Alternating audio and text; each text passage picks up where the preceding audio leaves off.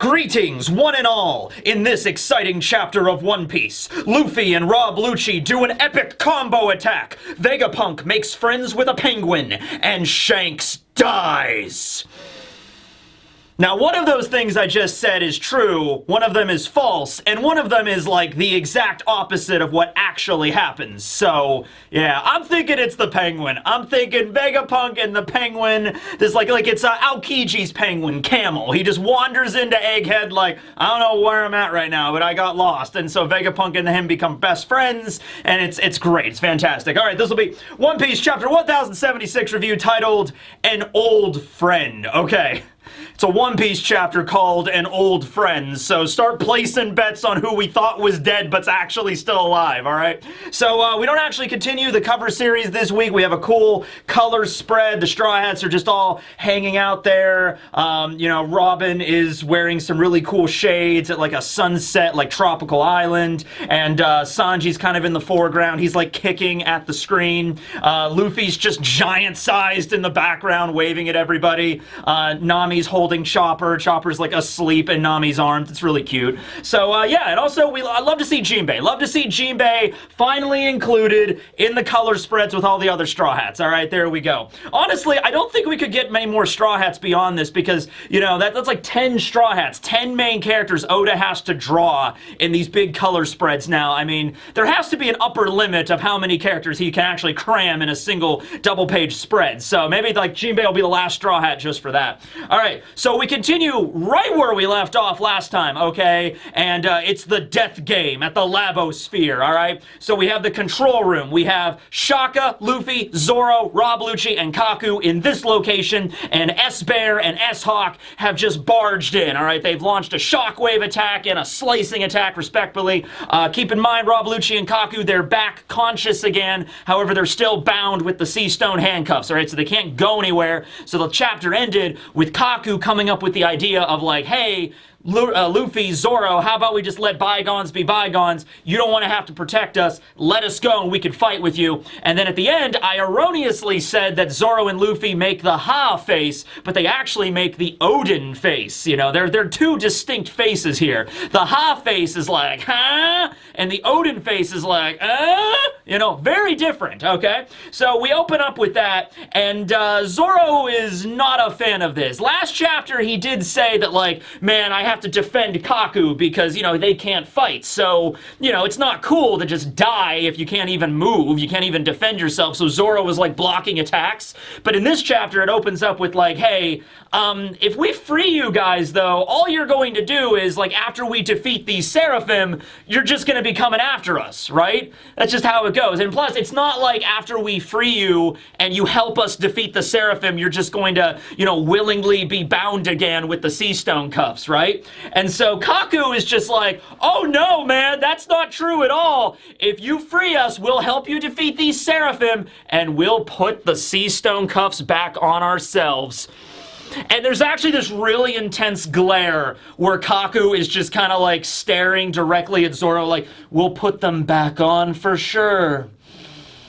Keep in mind, Kaku is an assassin. He was raised as a top-secret spy infiltrator agent ever since he was a little kid, all right? So if there's one thing that Cypher Pole is probably really good at, it's telling lies, and like roll deception, Kaku. It's kind of a really lame sort of like excuse, you know. It's just like, if we let you go, you're just going to attack us later. It's like, nah, man, nah. Tell you what, let us go. We'll help you beat the Seraphim, and then you know what? Just give me the sea stone cuffs. I'll cuff myself. You know, I promise. You know, pretty pleased with cherry on top. You know, fingers crossed, whatever. I don't know, or fingers uncrossed, whatever. I'll put the sea stone cuffs back on myself. So Zoro is just like, do you really expect us? Like, what kind of idiot would seriously believe? And then Luffy chimes in almost on cue, and he's like, oh, really? Wow, okay, cool. Okay, Shaka, give me the keys. I love Luffy. I mean, like, yeah, he's just like, oh, that's great then, okay? Because they're obviously lying. Like, Kaku, even though he's a little bit more reasonable than Lucci, from what we're going to find out here in a moment, it is very, very clear that Kaku is trying to manipulate Zoro and Luffy to get the keys. Alright? Not to say that they would not help the Straw Hats defeat the Seraphim, because that's like the immediate threat, and they do, but like the whole putting the cuffs back on, like Kaku was bullshit in there. He would just like, nope, I'm gonna help defeat the Seraphim, I'm getting out of there, okay? But Luffy tends to believe everybody, so he's just like, really? Wow, that's awesome, okay, there's no drawbacks, Zoro. At this exact moment, we have S-Hawk arriving, and it looks like S-Hawk is like going to like kick everybody, and so he moves his leg, and at first I thought it was a Tempest kick. I thought it was a Rankyaku, where he like, you know, throws like an air pressure blade at them, and it looks like that. I mean, honestly, it could have been a Tempest kick, but it's augmented by something, and it pans back to reveal S-Hawk's leg has become a sword. Now, Zoro is very well acquainted with this particular devil fruit, so he immediately recognizes it as the power of the Supa Supa no Mi, or the Dice fruit that was wielded by Mr. One Daz Bones, alright? This should surprise nobody. Number one, Mr. One Daz Bones was imprisoned and impaled down level 4, just the same as Senor Pink was. Senor Pink, they managed to get his DNA to get the Swim fruit for S Shark, Jinbei's Seraphim. Now, granted, Mr. One is no longer in impaled down, but I said this before in, I can't remember if it was the review or I did a whole video talking about like which devil fruits the individual Seraphim would have, and in the case with Mr. One or S-Hawk, it makes sense, because I like to think that as soon as Vegapunk joined the government, or rather as soon as he started experimenting with artificial devil fruits, alright, pretty much every single prisoner that arrived at Impel Down that was thrown in one of the jail cells probably had a DNA, a blood sample taken of them, and that was taken to Egghead, you know, because Vegapunk is like, I need devil fruit, I need the lineage factor of devil fruit users to help with my research, okay? And so every single person that was ever incarcerated at Impel Down that has a devil fruit is on the table right now, okay? So, Mr. One's Dice fruit and Senor Pink's Swim fruit, those are obvious ones, but like Galdino's Wax fruit, Buggy's Bara no Mi, which that actually was an idea for a little while there. Maybe S-Hawk would have the Dice fruit, not the Dice fruit, the Chop fruit, the Dice fruit and the Chop fruit, because, you know, that would just be useful for themselves as well to be able to like dodge all of the slashing attacks. In that video, I also threw out the idea of the Sabi no Mi, or the Rust fruit, because you have a Seraphim that's clearly going to fight using a sword, so having an ability to rust metal and other swords, that could definitely be useful as well. But the Dice fruit, along with Miss Doublefinger's Spike fruit, were the two like obvious conclusions that I came to, and I think a lot of people came to. So it's like, you know, the Seraphim that has Mihawk's DNA can turn his whole body into a sword, right? So he turned his leg into a sword, but I also like to think he did use Rankyaku. He did use the Tempest kick there with that, okay? So they realize what's going on now. We see a close-up of S-Hawk's green blood through the little glass there on his arm. It's like bubbling, like blub, blub, blub, blub, blub, blub, blub. So they figure out exactly what's going on here, okay? And so at that moment, Kaku lands, they manage to dodge the attack, and Kaku's like, okay, Zoro, come on, Roanora, let me go. I mean, you don't want to keep dodging attacks and protecting me. I can seriously fight alongside you. I mean, come on, he's using Tempest Kick, for God's sake. That's my thing. You know, all of the Cypher Pull 9s sort of have, like, a specialty in the 6 powers that they're really good at, except for Lucci, who's kind of just good at everything, and he has the 6 ring gun. He has the Roku gun. But, you know, Kaku's specialty that he's, like, high-spec'd in is the Tempest Kick. Bluino and Kumadori are really good at Tekai, although I think Jabra is the best one at Tekai, because he had that Tekai, like that wolf fang thing that he used. Let's see here. I think Kumadori's specialty, no, that would be Kamiye, because he can use Life Return, which so can Lucci, but like I said, Lucci's like just good at everything, right? I think Fukuro's thing was the Moonwalk, the Moon Step, so they all have like their individual specialties. So Shaka speaks up at this point, and Shaka is really doing nothing while this battle's going on. He's just kind of like dodging, you know, which, I don't know. See, now we're starting to second guess everything, because there is a theory that I read this week that really just opens up the possibilities for all of the Vegapunks all over again, okay? But anyway, Shaka is there, and he looks over to CP0 and he's just like, okay, let me ask you a question, Cypherpole. What was your mission coming here today? And Lucci immediately just spills the beans of, we're here to eliminate all 7 Vegapunks. We're here to kill all of you. And so Kaku is just like, well, just don't blurt it out. I mean, come on. By the way, this is something that I knew about, but it's just funny. So Lucci's facial hair, if you've ever noticed, is like the most hilarious thing ever, especially for his character. Lucci has this really elaborate goatee, right? But then he also has like a strand of hair that's dangling down from his chin that ends in like a little ball. Okay, so Lucci literally styles his hair. He takes like, you know, like goatee wax or cream, and then he like, you know, has like a little extension down here, like a ponytail on his chin, and then he molds that into a little ball. So he's got like a little puff ball just hanging off of his chin at all times. That's canon. It's just funny to me. Like that's the hairstyle he picks. Anyway, so Shaka continues the questioning. He's like, all right, you came here to eliminate all 7 Vegapunks. Now what about Stussy? Because Stussy's an ally with us. I assume you're probably not just gonna let her go, right? And Lucci, once again, just directly is just like, absolutely, I will show her no mercy next time I see her. You know, she is a traitor, and she will be treated as such. And then Kaku is like, okay, dude, are you actively trying to avoid getting freed, all right? Are you actively trying to make sure they don't let us go, right? So, hey, that's just Lucci's character. He's not gonna BS, he's not gonna lie or deceive it. I guess in this instance, he's just like, no, we came here to eliminate all 7 Vegapunks. Yeah, Stussy was a traitor. She bit me and knocked me out. Next time I see her, you know, it's going down, all right? And that's just what's happening, okay? I'm just telling you straight up, okay? You know, so at this point, though, they hear a sound coming from the hallway, and it was actually Nami screaming. Now, I don't know if this is coming from the hallway, like right adjacent to them, because that seems rather close, and Nami and their group are on a different part of the lab. It might have been like one of the speakers or like the console, like they heard Nami's voice.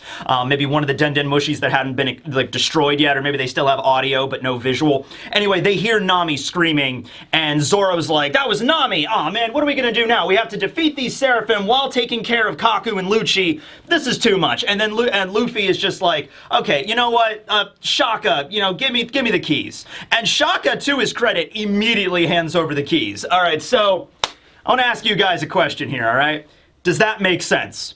Does that make sense for Shaka to just hand over the keys after he interrogated Lucci, and Lucci told him point blank that the government is here to kill all 7 Vegapunks, the Stella, and the 6 satellite bodies, and that Stussy will not be given any quarter on this. You know, like, she was a traitor. She will, you know, face the wrath of Lucci as soon as this is over, okay?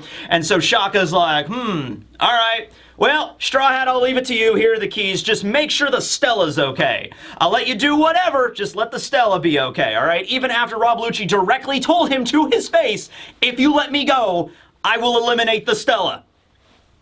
All right, Luffy, here you go. Just protect the Stella. Now, you could just say that Shaka has an unwavering belief in Luffy, or rather, the main body has a belief in Luffy, and they would know all about the Straw Hats. They've done their research. They know the Straw Hats. They know the power level that they're at. They know how powerful and how strong they are, and how Luffy was able to beat down awakened form Lucci earlier. So Shaka might be, and also, crazy stuff has been happening now, so Shaka might realize that, like, you know, taking this, like, one step at a time, like the logical way, might not be the way to go. It's kind of just like, all right, I don't know what's going to happen next, but Luffy, I know you're really strong, and you're our ally, and you're a Yonko. I'll leave it to you, and he tosses him the keys, all right? There's another thing about this involving that theory I mentioned. We'll get to that a little bit later in the chapter because, oh my god. Alright, so anyway, Luffy grabs the keys, and before he unlocks them, though, to be fair, he looks over at Lucci, and he has this line that I love, where Luffy doesn't immediately let him go. He just kind of has this moment of, like, foresight for Luffy, where he kind of sees the future, which Luffy could actually see the future, but it's not about that. It's like, alright, listen.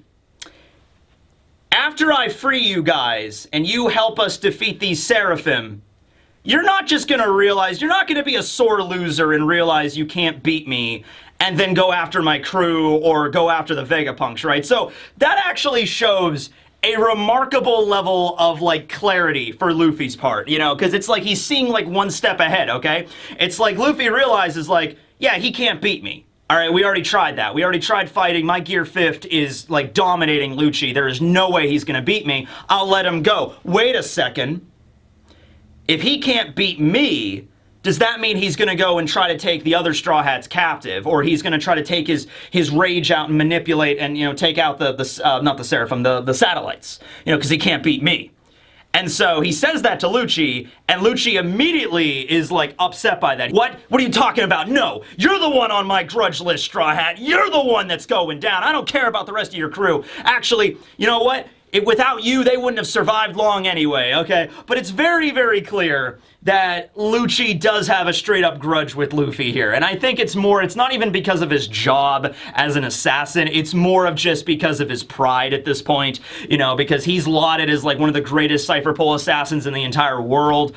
Who's Who basically said as much. And, you know, he was defeated now twice by Luffy, and the last time he was beaten by him in Gear 5th, it wasn't even really a contest, okay? So, Lucci is like, oh, no, this is personal now, okay? This isn't about, you know, taking a hostage, like, I'm gonna take Chopper hostage. You know, all right, Luffy, give me what you want or Chopper gets it. You know, it's not that he's like, no, that is an underhanded tactic. No. It is like, I might want to rematch with you someday, but I'm not going to do any underhanded tactics here, which is rare for Lucci, you know, being an assassin for the government and everything that are definitely prone to underhanded tactics, okay? But anyway, you know, I guess as Zoro says, you know, oh, Lucci's not going to respond to that. Okay, he took the bait. All right, great. So at this point, you know, it's very nice for the Seraphim to just kind of be in the background listening to this entire conversation. Maybe they're processing, scanning, anime discussion going on, time to charge attack. You know, it's like, oh, they're just talking to each other and figuring out their own stuff. This is like S-Bear's perfect time to charge up an Urusasa Shock, which actually does make sense, because Urusasa Shock is an ability that takes some time to build. Because what Kuma does is he creates a giant bubble, and then he slowly compresses the bubble, so taking all the air in this giant bubble down to the size like it can fit into the palm of his hands, and then all of that air gets released in a cannon at once, okay? So it actually would make sense that S-Bear is just listening to this conversation while he's charging up his ultimate attack, and then he releases it. Creates a giant explosion in the lab, but it happens at the exact same time. Luffy frees Lucci, frees Kaku, and then they team up. We got Luffy and Lucci fighting against S-Bear. Luffy goes into Gear 4th and uses Kong Gun. Lucci goes into his hybrid and uses Rokuo Gun. Yeah, and even in the English, it's still very similar. It's like Kong Gun, 6-ring gun. So it all kind of sounds very similar. There's a little bit of a rhyme scheme there. Meanwhile, Zoro frees Kaku, or rather Luffy frees Kaku, and then they team up against S-Hawk. Zoro uses Purgatory Onigiri, same attack he used to defeat Hyozu back at Fishman Island. And Kaku uses Tempest Kick, White Thunder, which is another technique he did use back at Eddie's Lobby. It's basically a Tempest Kick, but it's using both legs at once. So it's like, you know, you do the first kick and then you follow it up with the second leg, and then it creates like this massive like Tempest Kick of White Thunder, and that strikes S-Hawk like right there in the chest. Okay, so they both get knocked clear out of the control room. They just got like knocked through several layers of steel and the walls, and they're definitely not going to be like defeated for good from that, but that was a really cool double page and a really cool combo move, right? Okay, so they got knocked out of the lab for the moment, and then we immediately cut away, so we don't know the lasting damage there, but you know, this is like the first time the Seraphim have taken like some serious damage, okay? You know, like Zoro clashed with S-Hawk a little bit earlier, you know, Frankie was gonna fire a radical beam at S-Shark, but like this is like, I think, the most damage that they've incurred at this point. So let's stress test this, as it were. Let's see, because if S-Hawk and S-Bear just kind of like get back up and then walk back into the lab, and all that really happened was their clothing got a little bit torn and there's like a little bit of a scuff, and that's it, then it's like, okay, this is gonna be a problem. All right, because you know, those were not their strongest attacks too, and I think that was what like Oda was like actually doing, where Oda was like, all right, let's not go full power with these characters yet. Luffy didn't even use Gear 5th. He used Gear 4th, Kong Gun. He didn't even use a King Kong Gun. Lucci did not go into his awakening. Nobody's using their awakenings yet. Lucci did not go into his awakening. He went into his regular hybrid and used Rokuo Gun, which is not even the strongest strongest form of his Rokuongan, because he has another version called, I think, Sandairen Rokuongan, where he actually takes his tail and wraps it around and then, like, point blank, Rokuongan, boom!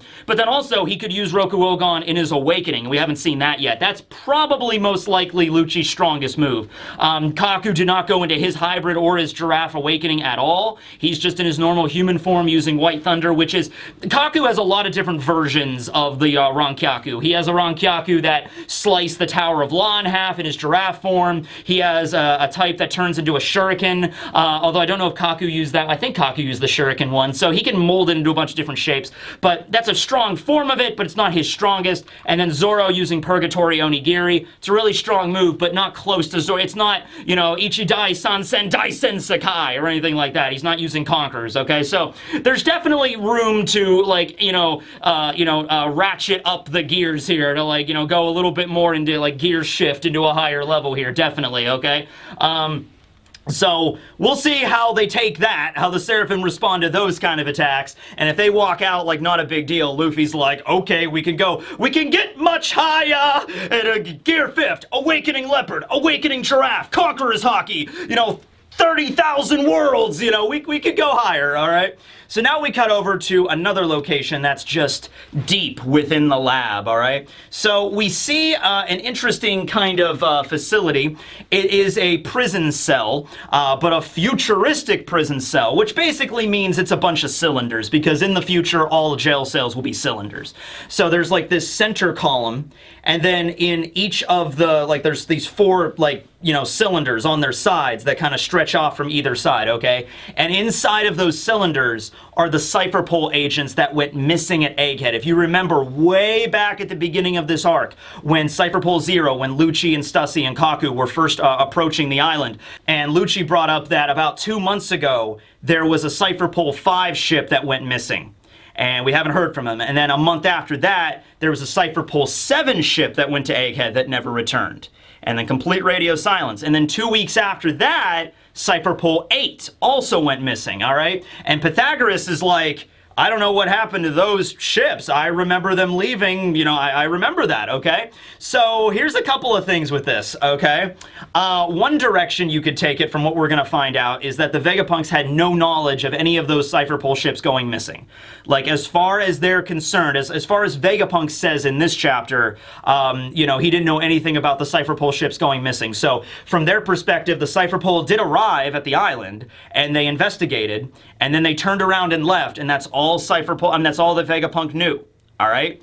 Because here, we have all of the Cypher Pole agents, CP5, 7, and 8. They don't really look all that distinct or different. CP5 used to be headed up by Spondum way back in the day. That was the group that went to Water 7, and that was like during the whole event where they turned the Battle Frankies on the town, and that ended up getting Tom sent to the, you know, to the sea train to Enies Lobby to be judged, and then Frankie got hit by the sea train. That was Cypher Pole 5. CP7, the only member of CP7 that we've ever said was Wanze, who was a dude that was on the sea train back in the day. He was the crazy ramen dude that fought against Sanji. And this is the first time we're ever seeing any CP8 agents. Now, we can't differentiate between one or the other because they all just look, you know, like government agents wearing suits. They don't have, like, badges that say, like, you know, Cypher Pole 5, Cypher Pole 7. But they look very emaciated and very dehydrated. And they're in this like, glass cylinder that are just like, oh, please, we haven't had a decent meal in 2 months. So they've been getting some food because 2 months is like how long the longest members have been there. Cypher Pole 5 have been there for 2 months. So maybe like once a week or so, whoever captured them will throw some food down there. But, you know, they're very dehydrated, very close to death here, okay? So one of the Cypher Pole agents kind of walks over and he's like really weak, but he's like, after we completed our investigation of the island, we went to leave, but the sea beasts attacked us, and they brought us back to the island and imprisoned us here in the lab. We all thought it had something to do with you, Vegapunk. You were the one that was pulling the strings, and then we pan over to see that Vegapunk, the Stella body Vegapunk, is also prisoned in this cylinder chamber, and he has sea stone cuffs on his arm. I think just one of his arms. I don't see him like bound like this. It's just one of his arms he holds up, and he just has the sea prism cuffs. We actually don't see his other arm, but he lifts them up, and he looks very weak, very tired, because he is a devil fruit user, so he would be affected by sea stone. And he's back to being an old man after Bonnie used her timely thrust to de-age him. But he's there, and he's like, I'm sorry, Quasar. I had no idea this was happening right under my nose. The idea that our poneglyph research could have been leaked to the government, it's very troubling. It shouldn't have been possible. Ugh, Quasar. Okay.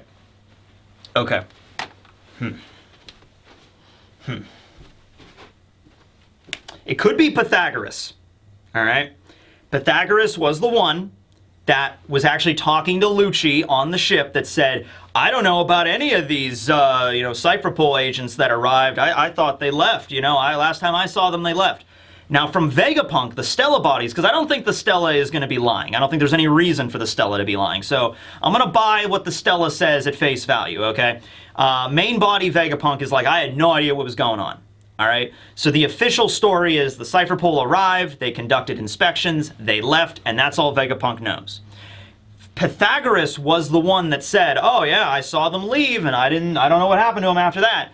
Pythagoras could have been genuine. He also could have been lying, okay? Also, Pythagoras was the first one to be attacked by that big explosion, but then he did survive, so it wasn't like there was any like, oh no, Pythagoras is dead. No, he's still alive. He's right there. Also, out of all of the Vegapunks, from the ones that we've actually got to know their personality a little bit, the ones that seem the most innocent are Edison and Pythagoras. I guess York as well, but she's stoned now. But is she? All right, so here's what the theory was, okay? I just saw somebody comment on that, so I'll just throw the comment up here. I'm sure this theory appears other places, but it makes a lot of sense. So going along with the idea of maybe there's a seventh satellite or like a zero satellite, well, there kind of is. It was already kind of explained that there was another body, or at least another area where Vegapunk's mind exists beyond just the Stella and the 6 satellites. Punk Records. Punk Records is the storage loft, the hangar, where all of Vegapunk's, all of the satellites, synchronize once a day and update everything in Punk Records, which is the giant dome above them right now. What if it became sentient? Probably wasn't Vegapunk's original intention. He was probably just treating Punk Records as like an external hard drive, basically. To just like, okay, my head's getting way too big, like ridiculously big. I need to slop it off and then move it to another location where I can just, like once a day synchronize and like update everything. And that's how he treated it, okay? As just convenience for himself, okay? But what if it became self-aware? What if we have a Skynet situation on our hands here? Because that makes way more sense. Either one of the Vegapunks, that follows in line with what Shaka was saying. Shaka was like, it has to be another Vegapunk. I don't think St. J. Garcia's on the island yet, all right? And even if St. J. Garcia was on the island right now, that does not explain all the crazy stuff going on here. Okay, that does not explain, that might explain the Seraphim, but it doesn't explain what's happening with the Frontier Dome and then all the stuff inside of the dome. Like, you need to have the ability to, you need to have technological, like, knowledge in order to mess with this stuff, okay? You have to know how computers work. You have to know how specifically to access the Frontier Dome. And the only people that would be able to do that on Egghead, let's be honest here, are the Vegapunks. Caribou wouldn't know how to do that. St. J. Garcia wouldn't know how to do that. Stussy probably wouldn't even know how to do that. It's only the Vegapunks that would know how to do that because they're the ones that built the damn place, okay? None of the Straw Hats took web design in high school, okay? None of the Straw Hats took, like, any sort of, like, computer entry-level thing. Like, none of them know how this stuff works. None of them do, okay? So, like, yeah. Even if you take, like, Frankie, who knows a lot about engineering and stuff. Frankie, it would probably take Frankie a little while to figure out how all this advanced computers and stuff work. Okay, like Frankie and Usopp, that would probably be the quickest to figure this out. It would still take a while, okay? So, If it's Punk Records, though, that's the perfect thing because it's formless. It does have a form. It has like a storage loft, but it doesn't have a body. But it could hack in and change everything around. And the idea behind it is maybe Punk Records does not want Vegapunk to leave. All right, because this stuff has been happening for a while now. This did not start when the Straw Hats arrived and Cypher Pool Zero arrived. This has been going on for months. Okay, so. What if Punk Records, once again, going along with the idea where the traitor is not evil, so to speak. It's not evil Vegapunk, because we already have Lilith, but it's like, I don't want Vegapunk to be taken off the island. The Cypher Pool 5, 7, and 8 agents came to the island. They're heading back to the government. They might, relay this information and then try to get Vegapunk and take him off the island. The Straw Hats are trying to take Vegapunk off the island. I'm going to put the lockdown on that right now. Now, there are a few problems with this because Vegapunk also mentioned that my poneglyph research got leaked, which implies that whoever is the traitor is working with the government, not against the government for the self-interest of keeping Vegapunk on the island at all costs. Okay? So that's the kind of the issue there. Also, why would the person lower the Frontier Dome, allowing Cypher Pool Zero into the dome and then locking it again? Because I would imagine that unless one of the Vegapunks did turn straight up evil, maybe it's like, I will become the real Vegapunk. You will die, old man. It might be something like that. Because I don't know if it's like the traitor, whether it's another satellite or if it's Punk Records, wants Vegapunk, the main body, to be alive or be dead.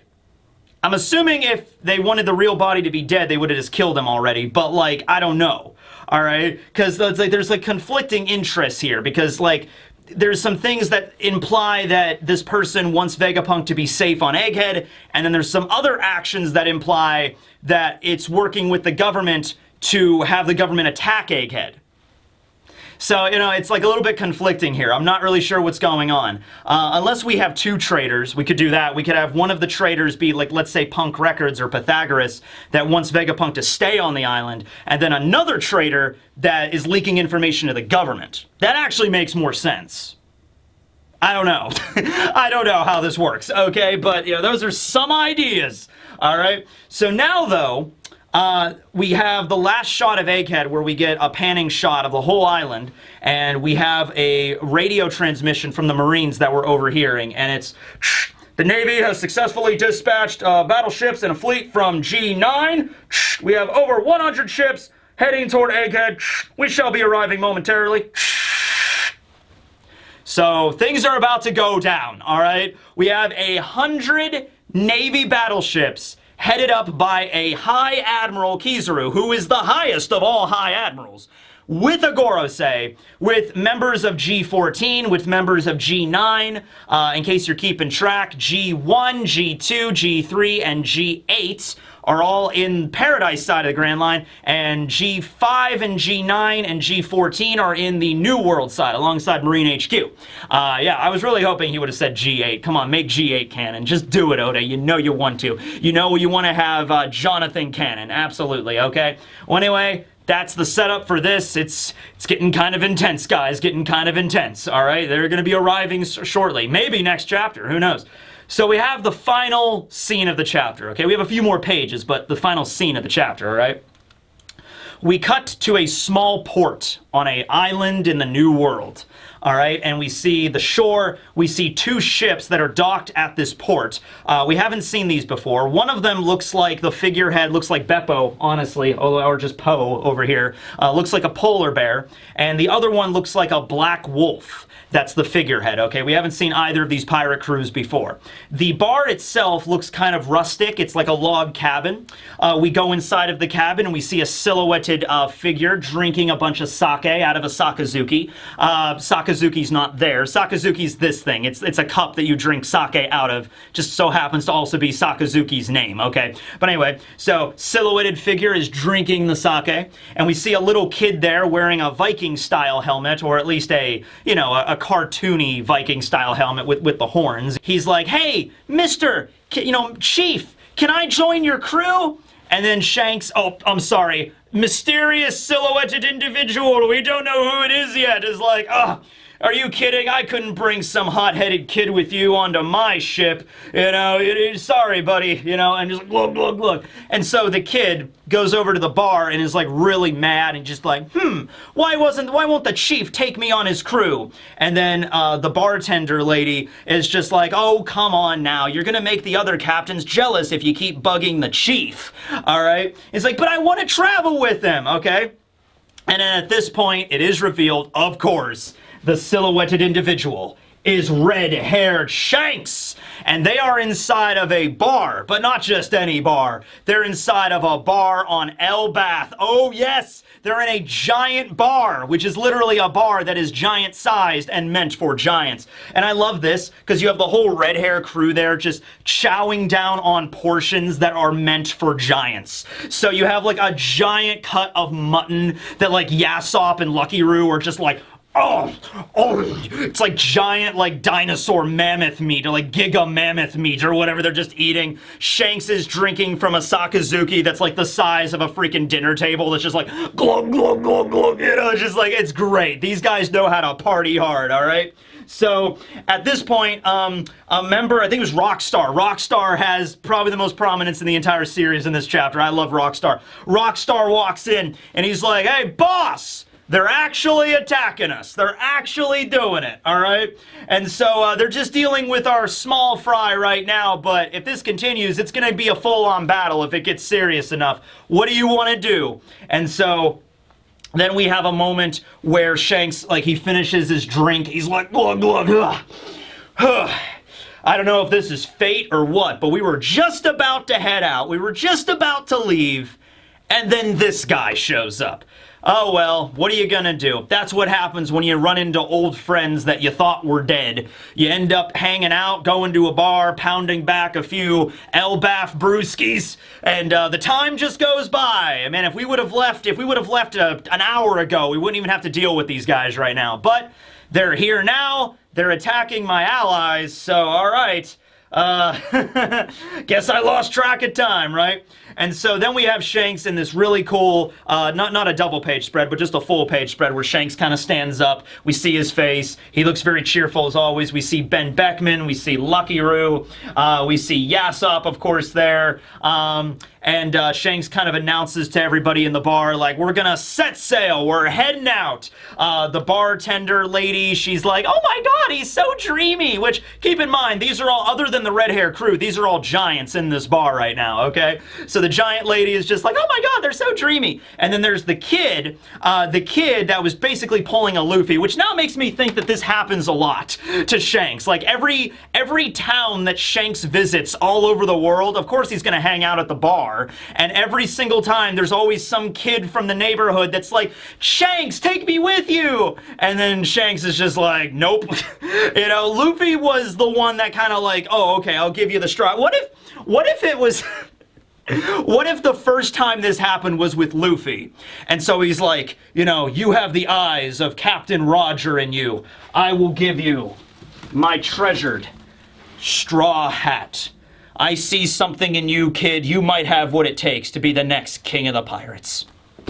And then Luffy's just like, wow, give me back that hat when you become a great pirate, okay? And then Shanks leaves. And then every single town since then, there's a kid that's just like Luffy, that's like, take me with you! And Shanks is like, oh crap, maybe I gave away my hat too early. He's like, maybe this wasn't as rare of an event as I thought it was. It's just like, sorry kid, you don't have what it takes, sorry. It's just like, maybe, I don't know, alright? So, okay, Shanks says, like, hey, I'm never gonna let this island become a war zone, don't worry about it, I'll take care of the riffraff at the shore. And that's when the bartender is just like, oh my god, he's so dreamy, oh my goodness, you know? And then, as Shanks and the red hair crew are walking out of the bar, he kind of shouts over and he's just like, hey, I think we got this, but I could use some extra help. Hey, Dory, Broggy! Wanna lend me a hand? And now we get the double page spread. We see Dory, the blue ogre, Broggy, the red ogre, Oimo and Kashi I don't think they have epithets, but they're there too in the background. The gatekeepers of Eni's lobby, Oimo and Kashi. They're back there. We see the kid. He's like, yeah, you go kick their asses, Shanks. And then we have Dory and Broggy doing their trademark laughs. And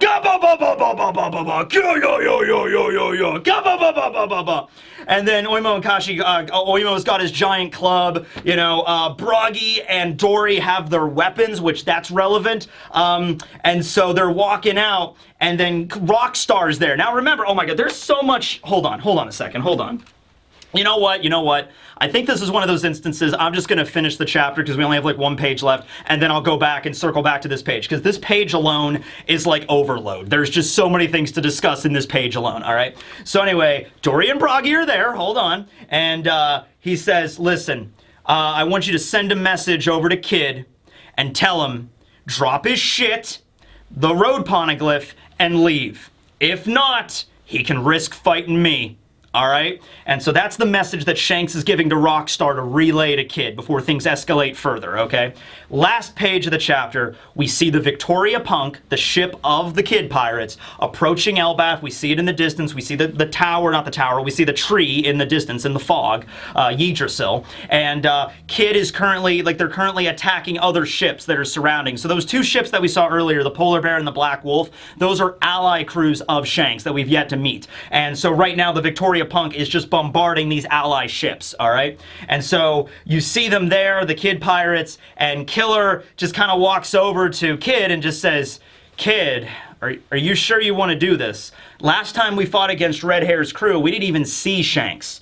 We just fought against the allies, and they were able to take away your arm. And Kid looks down at his arm, and he's just like, yeah, last time it was really one-sided. And then Killer's like, yeah, and this time, they're not going to just take your arm. They're going to kill you. If we fight them and you lose again, they are not going to spare your life. They are going to take it, okay? Are you sure?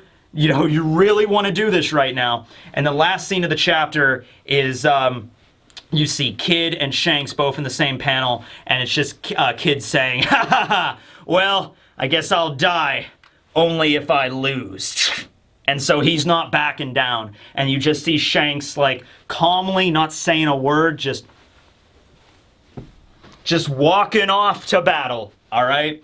End of the chapter, break next week. It's going to be a long 2 weeks on this one. It's going to be a long 2 weeks on this one. All right. So, that already, okay, so far for 2023, that's the most epic double-page spread we've had up until now. Best one so far. I know it's really early in the year still, but still, this takes the cake. I mean, it's really hard to top this, but we'll see what happens with the rest of the year, all right? So, Dory and Broggy are back, all right? They both have their weapons, which is relevant because their weapons were originally destroyed at Little Garden. In order for them to destroy the Island Eater, the giant goldfish, they used the mighty Spear of Elbaf. Broggy had the Berserker Axe, and Dory had the Terry Sword, and their weapons were destroyed when they attacked and killed the goldfish. They have weapons back now after they've returned. Nice shiny new axe and a nice shiny new sword. Who won the duel? I guess is the question. Like, they've been dueling for 100 years. Who won? This really warrants a whole video onto itself. But just to kind of look at this from a few different perspectives, I think we should really look at this from Oimo and Kashi's perspective first. Oimo and Kashi were on the Giant Warrior Pirates. They were there at Little Garden when the fight started between the hunting contest that Dory and Broggy had, and their duel began. So then the crew all left, and left Dory and Broggy to fight it out on Little Garden. Oimo and Kashi made it back to Elbaf. We saw them during Big Mom's flashback. And then they were like, you know, oh, if they're still on the island after like another decade or so, we'll go and bring them back. So they do. They attempt to go bring them back. They get captured by the government. They get thrown at Eni's lobby. They have to guard the gate. Then the Straw Hats arrive, tell them that the government really did not have Dory and Broggy captive and that they can just leave. And so after the events of Eni's lobby, Oimo and Kashi, they leave Eni's lobby, heading back to Elbaf. That was something that we saw in one of the cover series in the Where Are They Now? It was Oimo and Kashi returning to Elbaf, not returning to Little Garden, returning to Elbaf, okay? And that was 2 years ago. That was right after Eni's lobby. So I like to think what might have happened is Oimo and Kashi returned to Elbaf. They figure out, they reunite with all of their brethren on the island, and they learn that Dory and Bragi are still not back on Elbaf. They're still on Little Garden fighting. Usopp's story was confirmed. However, I like to think that there's some turmoil going on in Elbaf. I mean, there's turmoil going on all over the world right now, but like in Elbaf even, there's some crazy stuff happening, okay? So basically, I think Oimo and Kashi look at each other, and they're like, we need to go back and bring back the captains. We need to bring back the chiefs, okay? We need to bring back Dory. We need to bring back Bragi. The world needs them. Elbaf needs them right now. Even if they're still dueling, this is more important. Honestly, I think Othin, the king of the giants. We don't know if it's actually his name is Odin, but it's Odin. Loki's there, so it's Odin. And maybe Odin, as the king of the giants, was like, Oimo, Kashi, return to the island of the Little Garden and bring back Dory and Bragi. Giant kind needs them now more than ever. They are both true warriors that have fought for 100 years with no victor. They are, you know, their prowess has been vindicated in the eyes of Elbaf the war god. Bring them back to Elbaf. Have them genuflect before the throne. We need them now, you know? And so Oimo and Kashi accept this order. They go back to Little Garden. They get there. Dory and Bragi are still hashing it out. I mean, it's just fisticuffs at this point. It's just like, all right, Dory, here we go. Match number, I actually forget how many times they fought each other. It was an absurd amount of times. It's like, it's in the 5 digits. And that was 2 years ago. So it's like, there's like 62,742. Bam! Bam! And then they fall down, and they're like, well, I guess it's another tie, you know? And then Oimo and Kashi show up, and they're like, captains, it's been so long. And they're like, Kashi! Oimo! Ga-ya-ya-ya-ya-ya! It's been so long! How you been? It's like, now listen, here's the thing. Do you know how much stuff Dory and Bragi have missed in 100 years on this island? They have to bring them up to speed on a century worth of One Piece lore.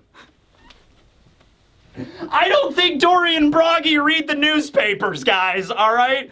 Their whole thing is they wake up, they eat, they fight, they sleep, they wake up, they eat, they kill dinosaurs. Oh, dinosaur meat, that's good. Boom! They fight like true Elbaf giants, damn it, alright? They're not reading the newspaper, alright? They're not like, Warwick Marine Ford, you know? They wouldn't even know who Whitebeard is! He was born like 20 years after they started their duel! 100 years. The only human being that is still alive when Dory and Bragi started fighting is Dr. Kureha. That is the only human. Even like Haradis, who is the wizard at Witheria, who's like 97 years old. He was born like a couple of years after they started their battle. Oh my god, they have to bring them up to speed on everything. Like everything. Like Oimo and Kashi literally need to start with, like, okay, well, after you guys decided to stay on this island and duel, the rest of the crew got captured by the Marines, and there was this lady named Mother Caramel. Like, literally, that's where they have to start. Like, Mother Caramel showed up and she saved them all, and then she came to live on Elbaf for a few decades, and then she started this orphanage. And then Charlotte Linlin that showed up there at one point, and she killed Lord Fallbeard, which is going to be an issue because Dory and Bragi probably were taught from Lord Fallbeard. That was probably their master because they were the previous captains of the Giant Warrior Pirates. Keep in mind, Dory and Bragi are around 160 years old, okay? Giants live about 3 times longer than a normal human, so just divide that by 3. So 160 divided by 3, oh god, Jesus. Hold on, I got it. It's like 50-something. They're like in their mid-50s, maybe their 60s. Not their 60s, but like mid-50s. So they're kind of like still at the peak of their fighting prowess, okay? Fallbeard and Mountainbeard were both like in their like mid-300s, to give you a perspective, okay? When they started their adventure, Dory and Bragi were only like 60 years old, which is a lot for a human, but for a giant, that's like in your late teens, early 20s. You know what I mean? So they were like young giants going out there in the world and like raising hell, like a bunch of ruffians, basically. That's what the Giant Warrior Pirates were. And so then they've been fighting it out on Little Garden for the last century. So they're 160 years old. They would not know anything about Whitebeard, Big Mom, Kaido, Rocks, Roger. They would know the Straw Hats, but like they wouldn't know anything, you know? And I don't like maybe you could say people arrived on the island and told them, but I think most people that arrived on Little Garden probably honestly just died from the dinosaurs and the diseases and like the Kestias and stuff. Maybe a few of them interacted with the giants, like, but the idea of like Luffy, I think most people that were traveling through the Grand Line and landed on Little Garden that did not die would probably just leave the giants fighting alone. They would probably just be like, okay, don't want to go here. You know, Louis Arnault was the adventurer that went to Little Garden. He wrote the book Bragman, and he's like, it's an island of giants, little garden to them, you know. And so yeah, I think it's like a situation where they're not really up to speed with the rest of the world, so they wouldn't know anything. Like, there was a war at Marineford with Whitebeard, and then, you know, Dory and Broggy are like, oh, who's Whitebeard? I don't know who that is. He sounds really manly, though. It's like, oh, he was. Okay? But they would know about the Marines. They would still know about the Marines and the world government. All that stuff still existed during their time. So if Odin gives them an order to return to the island, they pretty much have to do it. They said, listen, the Elbaf, you guys literally fought a duel that ended in, like, over like 40,000 draws or something like that. This is not even the thing we sing songs about. This is going to be an epic that is literally going to be written about. This is like Perseus slaying the Medusa times 100. This is going to be a legend that is going to be passed down through the annals of Elbaf until Ragnarok. All right? Until like the end of days, people will be singing songs and telling the epic story of Dory and Broggy, the blue ogre and the red ogre. Like, this is, you've already achieved whatever you wanted, all right? And so they finally decided to, and also Oimo and Kashi could probably finally tell them about like the hunting contest, because they actually honestly forgot, and be like, oh, hunting contest? Oh, that's what we've been fighting about the last century.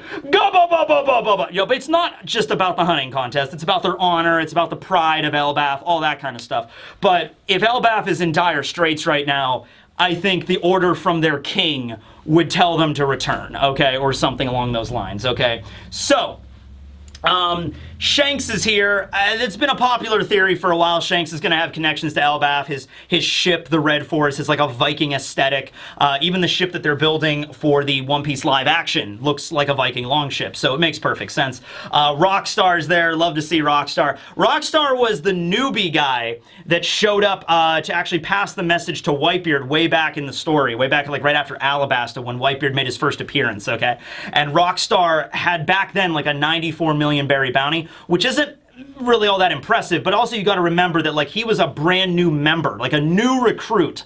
Like the noob of the red hair crew had a 94 million berry bounty. Keep in mind that Luffy's bounty at this point was 100 million, so it was higher than Rockstar's, but just barely. So Luffy had to defeat Arlong and then all these East Blue pirates, and then Crocodile, one of the warlords, he got 100 million berries, and then Rockstar, who's just a noob on Shanks' crew, 94 million. So that was 2 years ago now. So I'm thinking Rockstar's bounty is like well over, like, I don't think it's a billion, but it's like it's well into like the hundreds of millions, like maybe over 400 or 500 million for Rockstar right now. He's going places. Fresh off of his cameo from Film Red. He was there in the background. Okay, so yeah. Now Shanks is gonna have to fight Kid here. And I don't think Kid has a prayer. Like, I don't see any real way. I mean, maybe the fight might end without them, like one of them dying, or like, well, okay.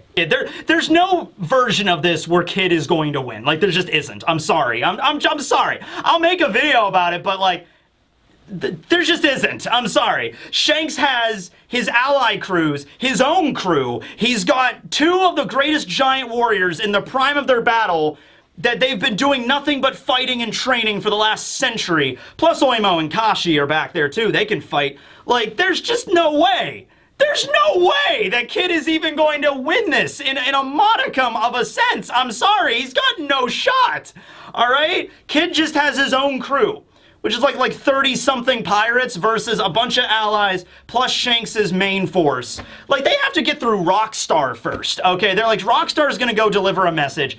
Kid's probably gonna attack Rockstar. Rockstar's gonna probably take out a few of the members of the Kid Pirates, and then maybe Kid can beat Rockstar. Okay, Kid beats down Rockstar. Oh, whoopty shit. Congratulations, Captain Kid. All right, you took out Rockstar, all right. Then Ben Beckman shows up and Yasop, and they're just like, whole crew falls out. Maybe Killer and Kid survive that. and then, you know, Lucky Roo and Building Snake and Lime Juice just show up, and they're like, all right, let's do this. There's just no way, man. There's no way Kid's winning, all right?